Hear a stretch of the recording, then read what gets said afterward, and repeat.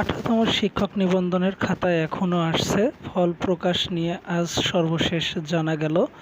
The daily campus পত্রিকার মাধ্যমে জানতে পারা গেল আগামী সপ্তাহের শুরুর দিকে অথবা চলতি সপ্তাহের শেষের দিকে, অর্থাৎ আসছে বৃহস্পতিবার অথবা আগামী সপ্তাহের রবিবার সোমবারের মধ্যে ফলাফল প্রকাশ হতে পারে বলে এমনটাই জানা গিয়েছে।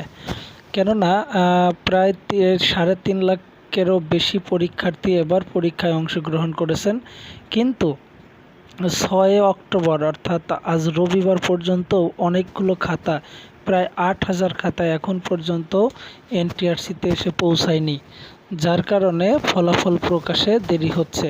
তবে সংশ্লিষ্ট কর্তৃপক্ষ জানায় যে অতি সত্বর ফলাফল প্রকাশ করা হবে, কেননা যে 8,000 খাতা মাত্র আসা বাকি, সে খাতার ওএমআর স্ক্যানার করতে সর্বোচ্চ 2-4-5 ঘন্টার সময়ের ব্যাপার। এই জন্য ডেইলি ক্যাম্পাস থেকে প্রকাশিত তার পত্রিকার যে অনলাইন নিউজ পোর্টালে দেখা গিয়েছে যে 18তম শিক্ষক নিবন্ধন লিখিত পরীক্ষার ওএমআর শিট এখনও বেসরকারি শিক্ষক নিবন্ধন ও প্রত্যান কর্তৃপক্ষ এনটিআরসির কার্যালয়ে এসে পৌঁছায়নি। আজ রবিবার 6 অক্টোবর বেশ কিছু খাতা ওএমআর এনটিআরসির কার্যালয়ে এসেছে। প্রায় 8,000 খাতা এখনও আসা বাকি।